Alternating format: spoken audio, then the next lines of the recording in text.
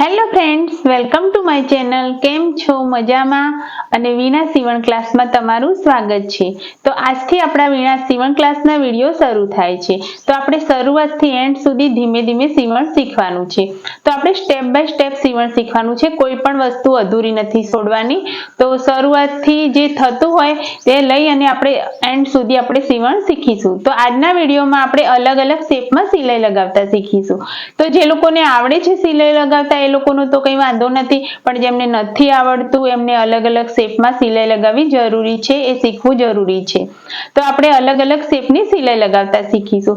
પછી સોય અને દોરો કઈ રીતે મશીનમાં પરોવેલો છે, પગથી ચલાવવાનું મશીન કઈ રીતે ચલાવવાનું અને મોટરવાળું મશીન હોય તો કઈ રીતે ચલાવવાનું, તો એ રીતે આપણે મશીન ચલાવતા પણ શીખીશું. તો પહેલા તો આપણે મશીન ઉપર જઈએ અને હું તમને બતાવી દઉં કે કઈ રીતે મશીનમાં દોરો પરોવેલો છે અને કઈ રીતે હું મશીન ચલાવું છું. પછી આપણે અલગ અલગ શેપમાં સિલાઈ લગાવીશું. તો કમ્પ્લીટ અલગ અલગ શેપમાં સિલાઈ લગાવતા આજના ક્લાસમાં શીખી જવાનું છે.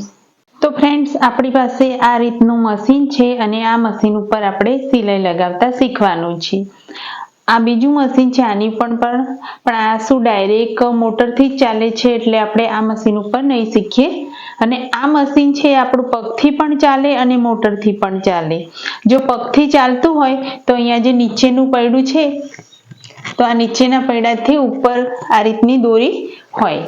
તો જે પગથી ચલાવતા હશે, જેની જોડે પગથી ચલાવવાનું મશીન હશે, અને આ નીચેનું જે પૈડું રહ્યું એ પૈડાથી ઉપરના પૈડા ઉપર દોરી પરોવેલી હશે આ રીતની. તો એ રીતનું મશીન હશે ને એને પગથી ચલાવવાનું. પણ મારું અહીંયા મોટર ફિટ કરેલી છે નીચેની સાઈડ, તો હું તમને બતાવી દઉં.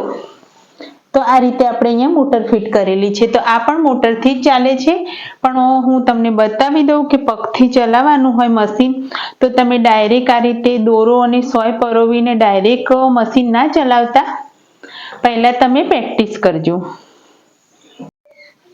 તો ફ્રેન્ડ્સ, જ્યારે તમે પ્રેક્ટિસ કરો ત્યારે આ રીતનો દોરો અંદર ડાયરેક્ટ ના પરોવતા. દોરો પરોવાનો નથી, દોરો પરોવ્યા વગર આપણે પ્રેક્ટિસ કરવાની છે. કારણ કે જેને કમ્પ્લીટ કશું સિલાઈ કરતા નથી આવડતું એ લોકો માટે કહું છું કે તમે પ્રેક્ટિસ કરો. એટલે જો પગથી ચલાવવું હોય તો અહીંથી દોરી નીચેની સાઈડ પરોવેલી હશે આની અંદર, અને આ પૈડું તમે આ રીતે ફેરવશો એટલે નીચેનું પૈડું આપોઆપ આ રીતે સીધું ફરવા માંડશે. અને આ બંને પગને આ રીતે મૂકી અને ખાલી મશીન ફેરવવાનું છે આપણે પ્રેક્ટિસ કરવા માટે. અહીંયા દોરો કે સોય નથી લગાવવાની, કારણ કે જ્યારે પ્રેક્ટિસ કરો તમે ત્યારે શરૂઆત હોય ત્યારે આપણું આ પૈડું આ રીતે સીધું ફરે છે, પણ જો આપણે શીખેલું ના હોય તો આ રીતે ઉલટું ફરવા માંડે, અને ઉલટું ફરે એટલે આપણો દોરો પણ તૂટી જાય, સોય પણ તૂટવાની સંભાવના રહે છે અને મશીન પણ બગડવાની સંભાવના રહે છે. તો જ્યારે શરૂઆતથી શીખો ત્યારે પહેલા તો આ રીતે ધીમે ધીમે પ્રેક્ટિસ કરો સીધું મશીન ફેરવવાની. પછી તમારે કમ્પ્લીટ સીધું મશીન ફેરવવાની પ્રેક્ટિસ થઈ જાય પછી આપણે સોય અને દોરો પરોવીને સિલાઈ લગાવવાની. તો અહીંયા તમે જોઈ શકો છો, અહીંથી મેં આ રીતે દોરો પરોવેલો છે. આ રીતે અહીંયા નીચેની સાઈડ લઈ, અહીંયા રાઉન્ડની અંદરથી લઈ અને આ હોલમાંથી આપણે પરોવેલો છે દોરો, ત્યાંથી લઈને અહીંયા સુધી, અને આ રીતે સોયમાં દોરો પરોવેલો છે. તો હું તમને બતાવી દઉં.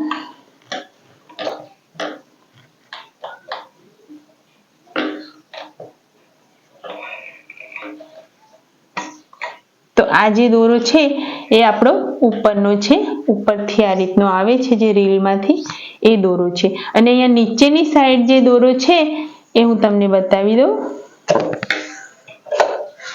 અહીંયા બોબિન ભરાવેલું છે મેં, તો હું ખોલીને બતાવું તમને.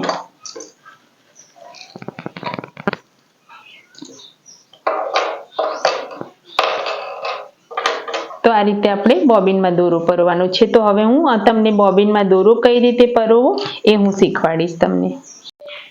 તો ફ્રેન્ડ્સ, આપણે આ બોબિન લીધું છે અને આ રીલમાંથી હવે આપણે બોબિનમાં દોરો કઈ રીતે પરોવીશું. તો પહેલા તો આપણે આ રીતે એક બે ઓટા મારી દેવાના. આ રીતે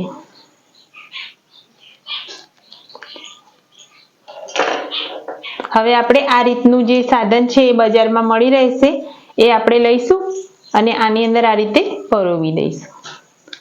અને હવે આપણે મશીન ચલાવવાનું છે. તો મેં પગથી મશીન ચલાવતા શીખવાડ્યું, પણ આ મોટર વાળું છે તો તમે મોટર તમે નીચે જોઈ શકો છો. આ રીતે ધીમે આ રીતે પગ દબાવશો એટલે મોટર એની જાતે ચાલુ થશે. તો આ રીતે આપણે મશીન ચલાવવાનું છે અને આ જે ભાગ છે એ આ પૈડાની વચ્ચે રાખવાનો છે અને આ રીતે તમે જોઈ શકો છો આપણું બોબિન ભરાય છે. કમ્પ્લીટ એકદમ ટાઈટ બોબિન ભરાઈ રહ્યું છે.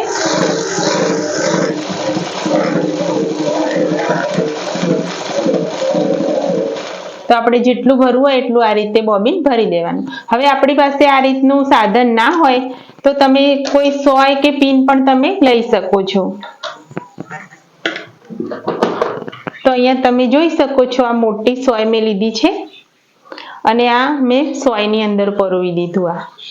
હવે આ ભાગ છે આપણે પૈડાને અડાડીને રાખવાનો છે અને આ રીતે તમે જોઈ શકો છો બોબિન ભરાય છે. પણ તમે આ જે સાધનની મદદથી ભરશો તો એકદમ સરળતાથી અને એકદમ ફિટિંગમાં બોબિન ભરાશે. તો આ રીતે આપણે બોબિન ભરી દીધું છે. હવે આપણે આ બોબિનને ડબ્બીની અંદર આ રીતે નાખી દેવાનું અને આ જે કાપો છે એમાંથી આપણે આ રીતે દોરો ખેંચી લેવાનો. અહીંયા તમે જોઈ શકો છો કમ્પ્લીટ. હવે આ નીચેની સાઈડ આપણે બોબિન ભરાઈ દેવાનું. તો આ રીતે આપણે નીચેની સાઈડ તમે જોઈ શકો છો આ રીતે મેં ભરાવી દીધું છે કમ્પ્લીટ. હવે આપણે અહીંથી સોયમાં દોરો પરોવતા શીખીશું. તો આપણે આ દોરો લઈ લીધો. આ જે હોલ છે તો હોલની અંદરથી આપણે દોરો પરોવ્યો. હવે આ રાઉન્ડની અંદર આપણે આ જે કાપો દેખાય છે એની અંદરથી આ રીતે આપણે દોરો લઈ લેવાનો. તો આ રીતે દોરો લઈ અને પછી ઉપર હોલમાંથી પરોવાનું. આ રીતે હોલમાંથી પરોવાનું. તો આ રીતે આપણે હોલમાં દોરો પરોવી દીધો છે. હવે આ બાજુથી આ રીતે લઈ લેવાનું આની અંદર થઈને અને અહીંથી આ રીતે. આટલું કર્યા બાદ હવે આપણે સોયમાં દોરો પરોવાનું છે. તો આ બાજુ આ રીતે આપણે સોયમાં પરોવી દીધો દોરો. તો તમે જોઈ શકો છો આ રીતે સોયમાં આપણો દોરો આવી ગયો છે. તો આ રીતે આપણે કમ્પ્લીટ દોરો પરોવાની રીત તો તમે શીખી જ ગયા. હવે આપણે આ રીતે ધીમે ધીમે નીચેના દોરાને ઉપર લાવી દેવાનો. તો આ રીતે આપણે નીચેથી જે દોરો છે એને ઉપર લાવી દીધો છે અને આ બંને દોરાને આપણે આ રીતે પાછળની સાઈડ લઈ અને સિલાઈ લગાવતા શીખીશું. તો ફ્રેન્ડ્સ, સિલાઈ કરતી વખતે સૌથી પહેલા તો આપણે આ રીતના કાપડના ટુકડા લઈ લીધા છે અને એની ઉપર આ રીતનો શેપ દોરી દીધો છે. મેં અલગ અલગ શેપ દોર્યા છે. પહેલા તમે જોઈ શકો છો આ રીતની સીધી લાઈન દોરી છે. તો આપણે સીધી સિલાઈ કરતા શીખીશું. પછી આ રીતનો શેપ દોર્યો છે તો આ શેપ ઉપર પ્રેક્ટિસ કરીશું. પછી આ રીતનો ચોરસ શેપ દોર્યો છે તો ચોરસની પ્રેક્ટિસ અને પછી લાસ્ટમાં ગોળની પ્રેક્ટિસ. તો આ રીતે આપણે પ્રેક્ટિસ કરીશું. તો સિલાઈ કરતી વખતે આ બંને દોરાને પાછળની સાઈડ રાખી અને આ રીતે સ્ટેન્ડને નીચું કરી અને આ રીતે ધીમે ધીમે મશીન ચાલુ કરો. જો શીખતા હોય શરૂઆતમાં તો ધીમે ધીમે કરો, એકદમ ઉતાવળ ના કરો. તો આ રીતે આપણે ધીમે ધીમે સિલાઈ લગાવવાની છે.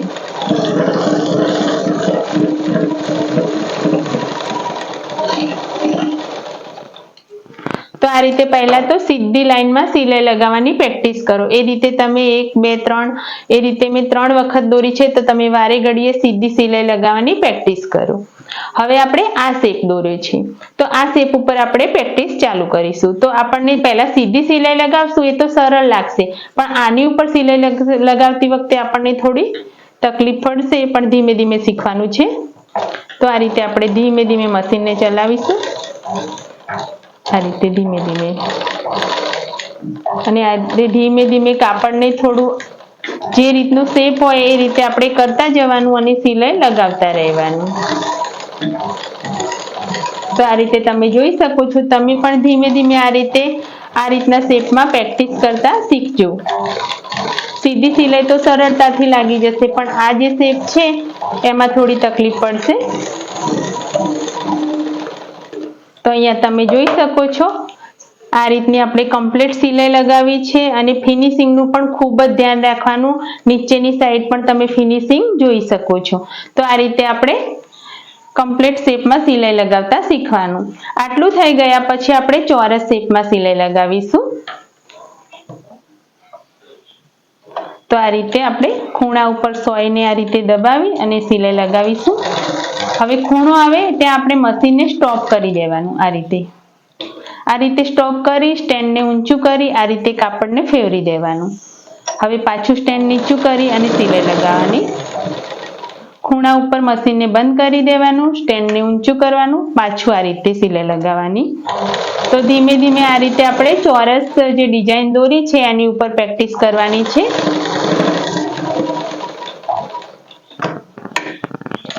તો આ રીતે તમે જોઈ શકો છો આપણે ચોરસમાં પણ પ્રેક્ટિસ કરી દીધી છે. હવે ચોરસમાં તો સરળતાથી થઈ ગઈ, પણ જે ગોળમાં જે પ્રેક્ટિસ કરવાની છે એમાં થોડી તકલીફ પડશે. પણ એમાં ખાસ ધ્યાન રાખજો ફિનિશિંગનું અને ધીમે ધીમે શેપ આપણે જે શેપ છે આપણો એનું ખાસ ધ્યાન રાખવાનું છે. ધીમે ધીમે શેપ ઉપર સિલાઈ લેવાની છે.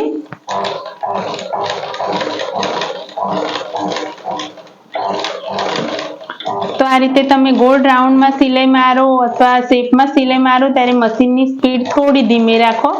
એકદમ ડાયરેક્ટ મશીન ચલાવવા ના માંડો. ધીમે ધીમે સિલાઈ લગાવો એટલે કમ્પ્લીટ આપણો શેપ આપણને ફાઈ જશે. તો તમે જોઈ શકો છો અહીંયા કમ્પ્લીટ ગોળમાં પણ મેં સિલાઈ લગાવી દીધી છે. અને ખાસ ફિનિશિંગનું એવું નથી કે સીવણ શીખવું છે એટલે ફટાફટ આપણે ફિનિશિંગનું પણ ધ્યાન રાખવાનું છે. તો અહીંયા ઉપરનું ફિનિશિંગ અને નીચેનું પણ ફિનિશિંગ તમે જોઈ શકો છો. તો આ રીતે આપણે સ્ટેપ બાય સ્ટેપ બધા શેપમાં આપણે સિલાઈ લગાવવાની છે. તો આ રીતના 4 પ્રકારના મેં શેપ તમને બતાવ્યા છે. તો આ ચારેય શેપની તમે અલગ અલગ પ્રેક્ટિસ ચાલુ રાખજો. તો 2 દિવસ સુધી તો તમે પ્રેક્ટિસ જ કરજો એટલે તમને બધા શેપની સિલાઈ લગાવતા આવડી જાય. તો ફ્રેન્ડ્સ, આજનો પહેલા દિવસનો ક્લાસ આપણો અહીંયા પૂરો થયો અને ક્લાસમાં આપણે અલગ અલગ શેપમાં સિલાઈ લગાવી છે. તો તમે ધીમે ધીમે આ પ્રેક્ટિસ ચાલુ રાખજો, કારણ કે જે શેપમાં આપણે સિલાઈ લગાવવાની છે એમાં ફિનિશિંગનું આપણે ખૂબ ધ્યાન રાખવાનું છે અને શેપમાં સિલાઈ લગાવવાની છે. તો આપણો શેપ જે અલગ અલગ શેપમાં સિલાઈ લગાવવાનું શીખવાનું કારણ હતું, કારણ કે આપણે બ્લાઉઝ કે ડ્રેસ સીવીએ તો પછી ગળાની અંદર જે શેપ આવે, પછી આર્મહોલમાં શેપ આવે, એ શેપની અંદર આપણું ફિનિશિંગ સારું રહે એટલે આપણે આ રીતની પ્રેક્ટિસ કરવાની છે. અને પ્રેક્ટિસમાં કમ્પ્લીટ શેપમાં સિલાઈ લગાવતા શીખી જવાનું એટલે આપણે ડ્રેસ અને બ્લાઉઝમાં સરળતાથી સિલાઈ લગાવી શકીએ. તો આપણો ક્લાસનો આજે પહેલો દિવસ પૂરો થાય છે. મળીશું બીજા દિવસમાં નવા વિડીયોમાં નવા કટિંગ સાથે. બાય.